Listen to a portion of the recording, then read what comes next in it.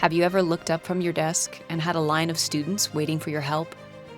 Heard, "I don't get this."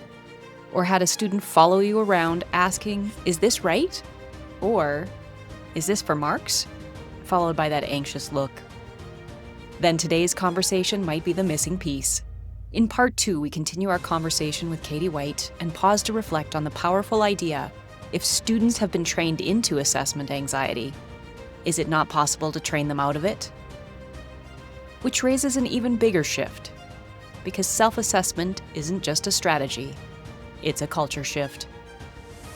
Welcome back to part 2 of our series, where we're diving into how student self-assessment, classroom culture, assessment anxiety, and productive struggle all intersect, and why culture is the key to making these practices actually work. In this episode, we'll explore ways to reduce student anxiety around assessment, reframe discomfort and mistakes as part of learning, and create the conditions where evidence-based reflection and student agency thrive. If part 1 helped you to understand self-assessment, this episode will help you make it work in your classroom. Let's rejoin the conversation with Katie. Welcome to Northeast Voices, a podcast that spotlights the innovators and change makers in education. We're here to share the stories of inclusion, empowerment, and the impactful connections with the Northeast School Division and beyond, focusing on the pivotal role of students, families, and teachers. Join us as we dive into the conversations revealing the strategies and moments shaping the future of education. Any Voices is your platform for inspiration and connection, and is recorded in the Northeast School Division, sharing the land of Treaties 4, 5, 6, and homeland of the Métis in Northeast Saskatchewan. Be sure to subscribe and join our community of innovators and change makers. Let's get started. The third thing that I'll mention is we might need to front load some culture work, because school has, especially the older kids they've been in our system a long time. They've been trained into anxiety in relation to assessment. And so we have to train them out of it. And we train them out of it through our language, through our actions, but also by front loading culture. And I mean, this is many people who are listening might even have heard me use this analogy, but sometimes it's helpful to ask kids to describe to each other how a baby learns to walk. What are the steps that it takes for someone who crawls to learn to walk? And then we can talk about how many mistakes those babies make, how many times they fall, where are they taking risks, where do you think a baby might be uncertain, how do we know they're uncertain? And then the final question is, what do the adults around the babies do when they fall, when they're unsteady, when they're uncertain, when they hold out their hand? And we talk about how the only way that a child is going to learn to walk is if they let go of the couch and take steps towards an uncertain Yes. future. And that is the only way to learn. And so we have to support each other in taking those risks, because you're never going to get to walking if you don't do that. And I think some of that cultural work can be super helpful for kids to have that explicitly laid out for them. And I think all of those things, for sure. I like that you're talking about reframing. So Yeah. reframing that stretch, it's a stretch. It's putting me out of my comfort zone, but that's actually a good thing, because if we stick inside the comfort zone, we're not actually learning. So if it's not more challenging, if it's not making you think deeper, then we probably need to bump the edges or stretch the edges a little bit a little to bit. kind of level up our learning and move forward into that. So reframing that, what we might have traditionally thought as like anxious, into almost like an excitement. So, and often people will say, if you're nervous, reframe it in your brain as I'm excited. They feel the same. It's just how you Yeah. frame that, It's right? So just, if it's reframing that. well, and you know what? And I'll give myself as another example. I will say, because I suspect I'm like you, Steph, I don't like not getting it right. Yes. It feels bad, and I will like dwell on it inordinately. So I did a workshop in October. It was on a new topic of AI and assessment. I was co-facilitating with someone, and we delivered it, and the feedback was meh, right? Yeah. Middling. And I got the feedback, and my initial, and I'm a pro at this, right? I talk about this. Of course Yes. we need feedback and risk, and we have to try things. But when I got the feedback, I was hurt and defensive. So I think part of it also is like reframing the fact that we can feel unhappy and Mhm. disappointed and still learn. That Yeah. learning doesn't always feel good, because what that resulted in was me pouting, getting Yeah. defensive, emailing my colleague and saying, it looks like we have work to do. And really, what I was looking for from him was affirmation that I had every right to be offended. And Yes. then he emailed me back and said, so I wonder what we can learn. And I'm like, oh yes, we have to learn. And then we learned Yeah. and we Yeah. replanned and I created a template and I worked through it myself and I wondered. And Yes. so it absolutely led to accelerated learning that I would not have had if I'd received only compliments for my work. So Yes. it doesn't have to feel good. In fact, sometimes it's going to feel bad. So one of the things that I also say is, while we're handing agency to kids and we're saying, listen, I'm going to give you some feedback on your Mhm. work, and you're actually probably not gonna like it, because what it's gonna mean is you have to go back into that document Yeah. and adjust it. Just naming the disappointment and then giving kids a chance to feel it, say it. Yeah, like, I have hockey practice tonight and I don't know when I'm gonna do this. Yes. Totally, I totally get it. Stinks, so we gotta figure that out. But the fact remains that it does need to be fixed. So I think it's also like, we're a little bit afraid of emotions in schools, Yes. understandably, because feelings usually result in behaviors that are difficult to manage and all of that. But I think maybe normalizing feelings might be Yes. part of self-assessment and reflection And just, I think, naming that, right? Like, and time. yes. Give I thought yourself I did a time. really great job. Now I need to go back, and I Yeah. am disappointed that I missed I'm that, or I irritated. have time constraints with that.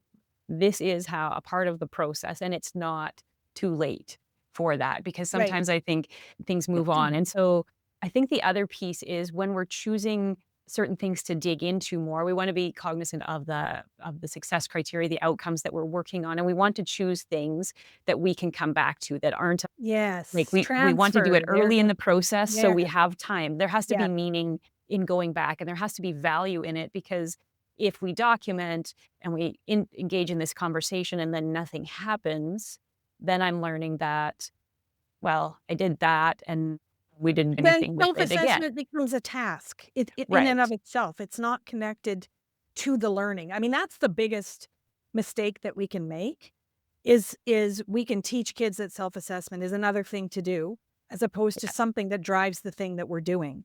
It's gotta Yes. be part of it, but you're right, Steph, it does require additional time, and so maybe it's fair for us to also mention that prioritization is part of this, because we can't dig deeply into everything. I mean, we'll just be honest, the curriculum Mhm. is huge. And so there's part of this might be either you on your own as a teacher or you with colleagues who teach the same things, getting together and saying, like, what are the most important things that are Yeah.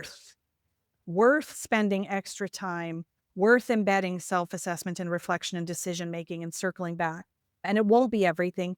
And to your point, if it's things that transfer from one unit to the next, like a broader skill of problem solving or data analysis or, organization of writing or whatever, then we can continue with the curriculum Yes. march and still say, okay, let's go back to the skill. We learned it in the last unit. We're going to Yes. use it in a different context, but I want you to strive or set a goal. I want you to think about what you'd like to do differently this time.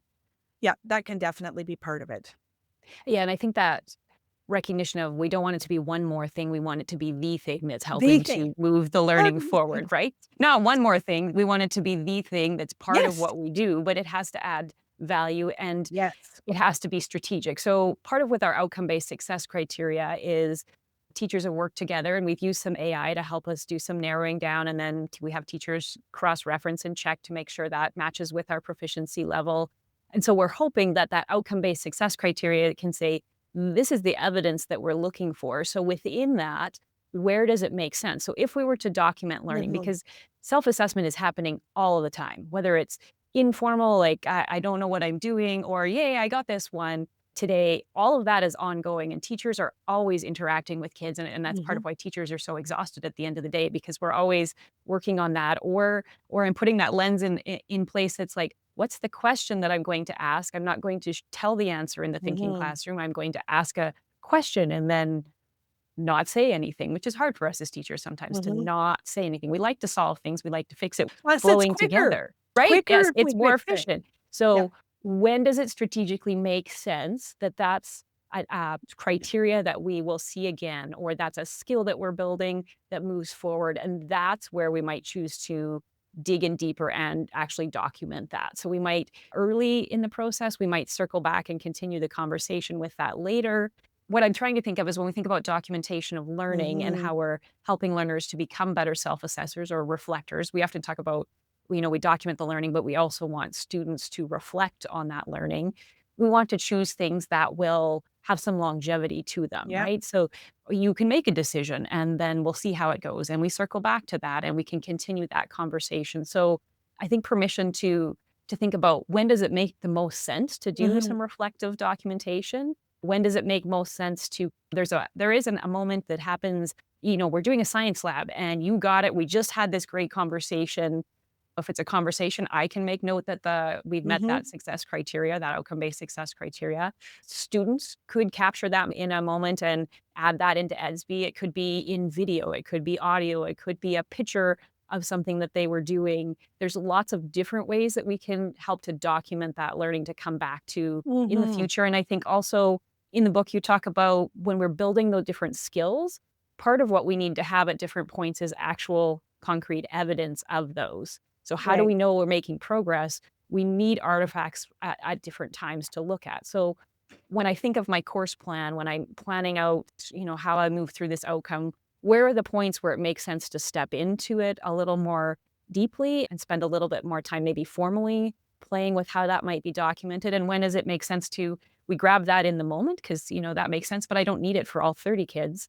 I only need it for one. And so I guess Mhm. that's another question that we come across is you've mentioned documenting earlier is Mhm. actually better because that gives us time to assess and make decisions and continue the growth process.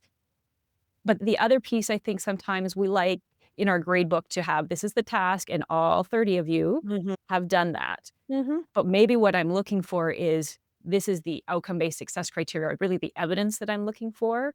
And I don't need that in the exact same method, right? Like that could Right. be I saw it in the lab. That could be it was on a quiz. That could be in a Mhm. conversation we had. That could be in a different think, pair, share that I observed in those different situations. So evidence can come in a variety of forms. It's not always, unless the outcome is specifically about the task. There are Yeah. ones that are like, you must do Yeah. this. You have to Uh, write a those are narrative. sort of shifting that idea of how do we manage it when I'm looking for evidence, but I don't necessarily need everybody on the same day at the same time or the same task, right? I might need, what routines do I put in place to help make it manageable? So when we're looking at evidence and we're creating that time and space, that's just built into what we do. So there's always kind of a process of how to make that more manageable in a class.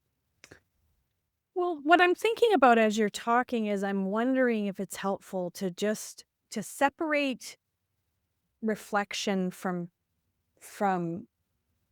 evidence, or let's call it final product and performance. So let's just remove it from that. Maybe it's helpful to think of self-assessment is going to require a before and after to simplify it. It might have many iterations, but a before and after.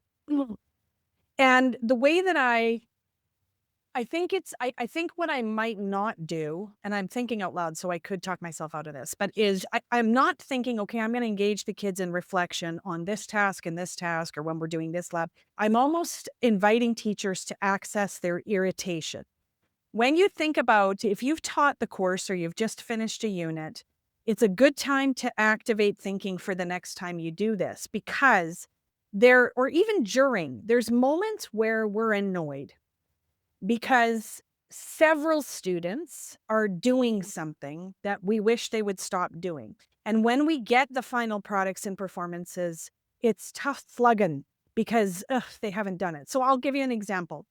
If I'm getting kids to write multi-paragraph work, paper after paper, I'm seeing, oh, like the organization is awful. Like these kids are not clustering thoughts or they're just randomly breaking it. And so what I want to do is pay attention to that irritation because what it's telling me is that I have a problem that is more than one kid. And I don't mean I have a problem. They have the problem, but I have to solve it because Right. that's my job. So there's something that's happening, or it might be, you know what, we just did a lab and the kids are not working well together.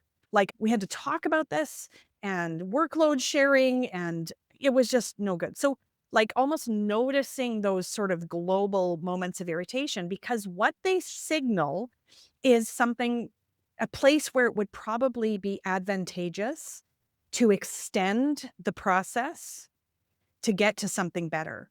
So I might, while I'll just give you again an off the cuff example, I don't even know the legal ramifications of this, but I might, during a lab, kids are not performing well. Instead of doing anything initially, I'm just going to like video capture what I'm seeing, just the room. Okay. We're just going to do that. When I come in the next day, I say, hey, I want to show you guys something. And I play the video, or I don't play the video. I just say, I documented what I saw yesterday. I just want to read aloud my observations. So there's no judgments. It's just like I saw this and I saw this and I saw that. Yeah. So then what I'm doing is I'm documenting, Yes. showing this. And I'm saying, hey, this is actually something that's going to impact all of our work this year. If you guys can't work in community, it's going to be problematic. So we're going to have to, I'm going to insert some reflection and decision making because we have to get to a better outcome. So it's a way of me sort of prioritizing that.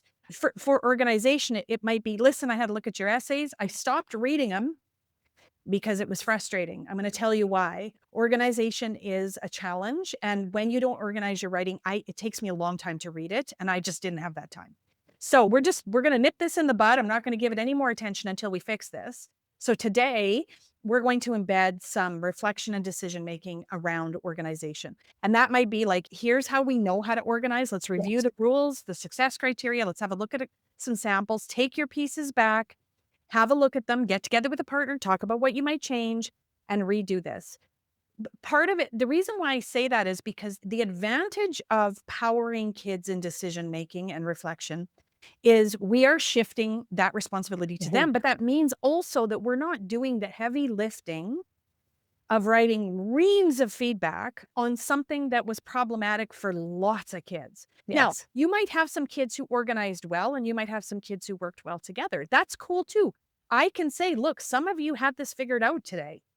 We're going to need to lean into your strengths. So, you know, while the rest of us are talking about how to do this, I want you guys to get together and give some advice for next, like, here's how I got to good organization, whatever it is. But I'm just saying that I think that those moments when we feel frustrated with a class or a sample that we're getting are moments when we say, we got to insert that. It's like when I look at kids' work, my old strategy 30 years ago would have been to, I got to teach this again tomorrow. I got to fix this. That's what I would have thought as a teacher. Now I'm thinking, I got to get them to fix this. Yes. Yes. How do I facilitate them fixing this? Because this isn't for me to fix. This is for them to fix, but I'm going to have to give it some time. And that might be a priority. Once you've taught a unit, you could probably sit back and say, or let's say you've done an entire day even, like I sit down at the end of the day and I take literally a minute or two and say, okay, let me go through my day plan. What seems like something that I'm going to want to empower kids with tomorrow or next week or in the next unit? I think we'll be able to elevate those because there's no point in betting something that takes time on stuff that kids are doing well anyway, right? And so let's find the things where this will actually help us with the workload. In my new book that I'm writing with my colleague, Chris, we talk a lot about, like, the whole book is actually about how to shift that responsibility back to kids. Yes. Like all those times when we're tempted to solve the problem for kids, it's that, just reframe that in your head to, how can I invite students to reflect and make decisions in service of their own learning? It's still going to need work on my part. I mean, I'm not saying I step back and say, you know, you guys didn't do this well, fix it. I'm going to have to do some things, but I can't be the only solution to every problem that crops up. And I think it's a shift from, and I've heard a number of teachers say that when they're working with success criteria, when they're really clear on what the outcome is looking for and what they're looking for with evidence. They started with an assessment in math and the kids were struggling a little bit. And then they looked at it and they were like, I don't know if this really does what I wanted it to do. And so she said she just paused the class and said, like, I'm not sure this is the best case and best thing for us to work with right now. I think I'll try shifting it, because she'd said in that case she had given it to them. So she was like, I think we can do it better. And some of the kids were like, but I did it. And she's like, well, I'll look at it. And if you've shown me evidence, then I'll make note of it. And then some of the kids are like, thank goodness, that was not going well for me. And she's like, and that's okay, because we'll all try again tomorrow. But I think the power was the teacher paused it, and in that case said, I don't think this I assessment don't is think it's aligned working. really Is where we it want working it. for you? I don't think it's Right. working for me. Yeah. And so then they'll talk together about Yeah. how they could make that better. And it's not a waiting to the end to catch you and you didn't do that. Yeah. It's that ongoing. And I liked what you said earlier about it's not really about formative and summative. It's all evidence. Everything that students are doing is evidence, whether you see them do it, whether you have a conversation with them, whether they're, doing a written product or a performance task or any number of things. That's all evidence on the way to making that decision when Totally. it's time to make that decision. And at some point, management wise and logistics wise, we have to say, I do need to pull together what this outcome looks like. Do I have this evidence? But we also want to empower teachers to say, I have been noting evidence, and the students have been uploading documentation of the evidence all the way through. So I can actually use the rubric and say they are at proficiency. Or I could post to the students, especially as they get older and we've practiced. I know, and maybe in a moment we'll talk about some of those sub skills that come into that reflecting and analyzing and self-assessing. Maybe we pause and pose the question to them, like, where do you think you're at if these are the criteria? What evidence do you already have? Where do you think you might need to show a little bit more?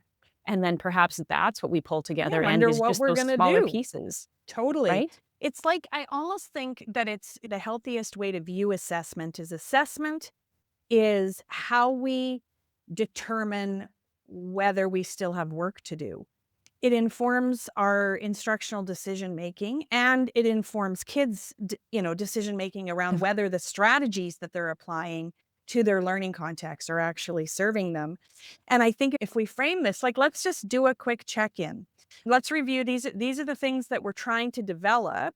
This is what that evidence is going to look like. Let's just see how that's going. And then I think it's super healthy to say, hey, you know what? Let's have a look at this, because I wonder if maybe we have more work to do, right? Like, Yes. I found it tough slugging to go through this. So I didn't do my job and you didn't do your job. So together we got to fix that, right? Like, it's Yes. almost using assessment as a way to think about our next steps. And that's a whole cultural piece, but I just think it's a really healthy way. It's really healthy to start a class by saying, I had a look at the evidence last night and here's what I'm thinking. Do you guys see the same thing? This is what we're trying to do. We were trying to, and that can work with even 4-year-olds. Like, we had center time and here's what I saw yesterday. What do you think? How did you feel during center time? And Yes. I think we do have some work to do around sharing. So let's talk about that. I just think it's just a healthy way to talk about assessment. It's just evidence of our thinking.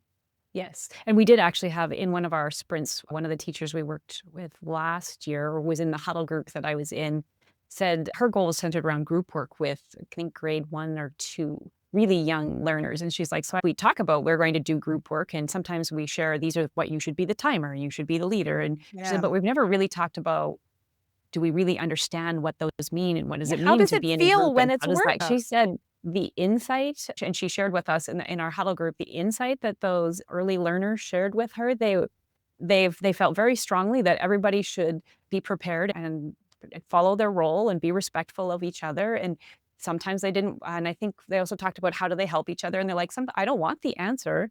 I want support in getting to the answer.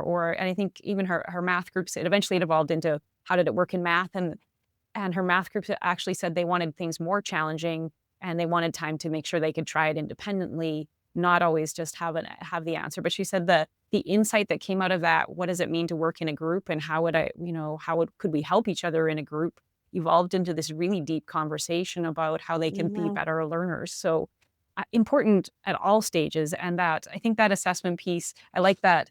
What work do we have to do? So if we know where we're going, if we're really clear with the outcome and what evidence we're looking for, we can also provide some choice to the students in how they demonstrate that evidence to us, right? And that goes within reason. Some outcomes are more specific in what they're requesting. I think even the new ELA talks about multimodal or lots of choice in how you demonstrate that. So what's decision making and what method could I use to demonstrate it What to you? format should my evidence take? Totally. It's almost like I feel like the question that we want to encourage kids to ask and us to ask all the time is, how would I know this is going well?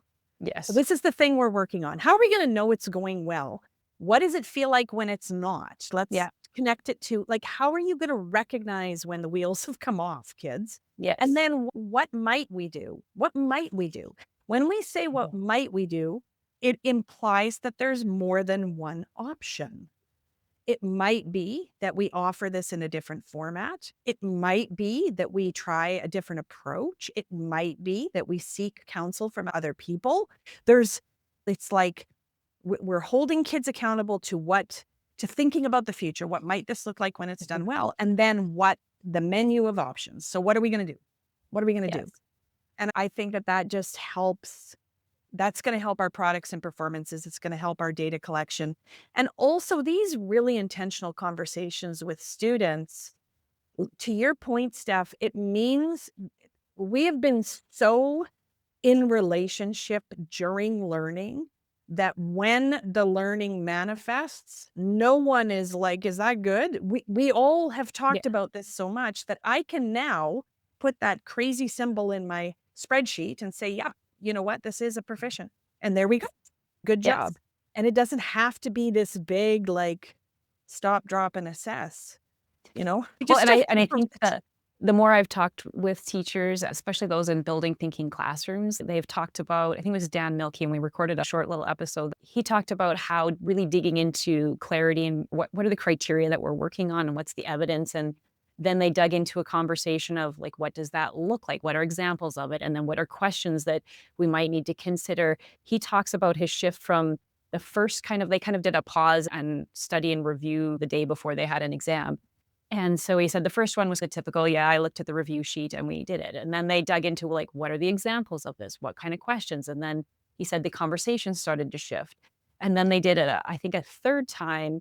And he talked about the engagement with the kids in conversations with each other went up. What they Mhm. were asking him changed because they were asking, okay, so if we switched it to this and then I was applying it here. So they were having conversations about the content, but also at a much higher level of how do they make all of those connections. And so our next question was, do they need to write the full exam or even have the exam at this point if you've just observed and had these conversations? And he said that's kind of their next evolution of what would that look like if we know these pieces already.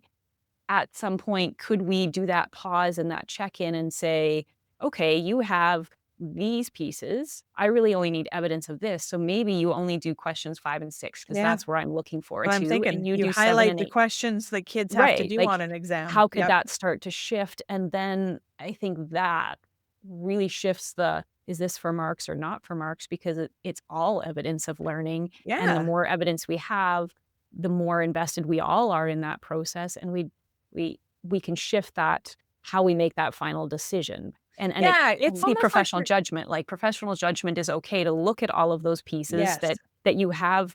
And we don't need to have the conversation. And then I don't need to go back and write down, Katie and I had this conversation, and here's what she said, and here's what I said, because we know it's about that criteria. So if I check it Yeah, off, we know that that has value. If I check off the observation for that criteria, I know that's what I observed. So the student yes, doesn't need to go back and write it down again so I that's can right. read it later.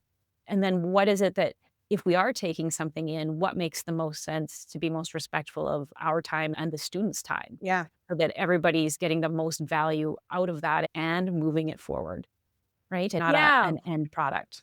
So to the question, is this for marks? The answer is it depends. Yes. It depends on whether you're proficient or not. I mean, Yes. because what we want to reframe the for marks part is it's less about the event and it's more about the time. So it's Yes. for marks earlier if you do it earlier. It's for Yes. marks later. So I guess the question, maybe we could reframe it for kids, is there is a time when we have to call quitting time. I'll tell you that this is the time. But anything before then, this can be for marks. Yes. Right? It Yes. all counts, it all matters, but also helping kids understand that if you're proficient early, which is what we mean by seeing Yes. it through conversation or whatever, Yes. then what we can promise to ourselves and to kids is that you're going to continue to grow, right? So it's also not about getting things done. It's Yes. about demonstrating skills at a certain time and then moving to the next thing. And that's just how learning is going to go. So we're going to have to extend, it looks like, because you've already got this.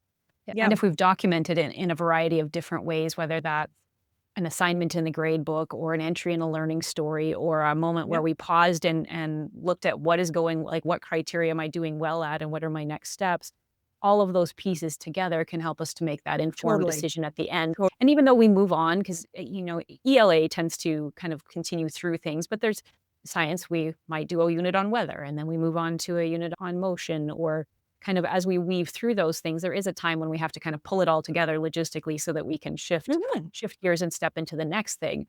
What it doesn't mean, though, is if I pull something together from a previous outcome, that I couldn't go back and say, I now have evidence of this, and here's how it fits in here, or maybe that's what helped me to remember, is there's always kind of those touch points that help to pull those pieces back together. Especially if what kids, here's how to think about that, even in science and sort of content subjects, is content is nothing without process or skill. So ultimately what we're trying to develop are skills and using content as the vehicle to get to those skills. So if I'm doing a weather unit, that's the vehicle. But what I'm really trying to do is get kids to think critically, ask questions, consolidate information, do all of those really scientific things.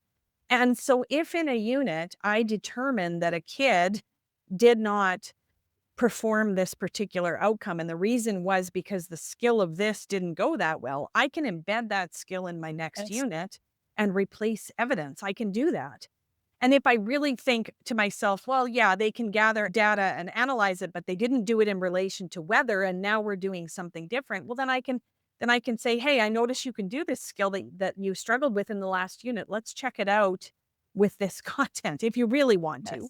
But it's partially, I think, it's very helpful when you're thinking about the learning outcomes. We have always talked about the verbs and all of that, but it is the verbs that are transferable. That's the thing that we can always dip into. And I think it's helpful to say, where might this skill appear in my next unit if I have students who aren't yet proficient at the end of this unit? How can I get them to continue that? Might be helpful. It's not the end of the story. It's just part of the next step in. A unit is just the context. It's just a context for practicing things that they need. That's all. As we wrap up part 2, one idea really stands out. Self-assessment doesn't just succeed because of tools or strategies. It succeeds because of culture. If students have been trained into anxiety around assessment, then reflection will always feel risky. Something to avoid rather than something to learn from. But when we intentionally build a culture where struggle is expected, feedback is normal, and discomfort is named, everything begins to shift. Because the truth is, learning doesn't always feel good. And that's not a problem. That's the signal that real learning is happening. When students begin to not just understand, but feel that uncertainty, mistakes, and revision are part of the process, not a judgment of their ability, they start to engage differently. They take risks. They reflect more honestly, and they begin to take ownership of their learning in meaningful ways. But understanding the culture is part of the journey into self-assessment. In part 3, we're going to take this even further, exploring what this looks like in practice, how the ideas show up in student work, and how teachers can use evidence and professional judgment to bring it all together. So if you're ready to move from building the conditions to seeing the impact in real classrooms, you won't want to miss what's next. Thanks for listening. Thank you for joining our community of innovators and change makers. We hope the conversations and stories have ignited a spark within. We'd like to express our gratitude to our dedicated Northeast educators. Until next time, remember to subscribe to Any Voices and join us on the next episode as we share the stories of learning shaping our future. Thanks for listening.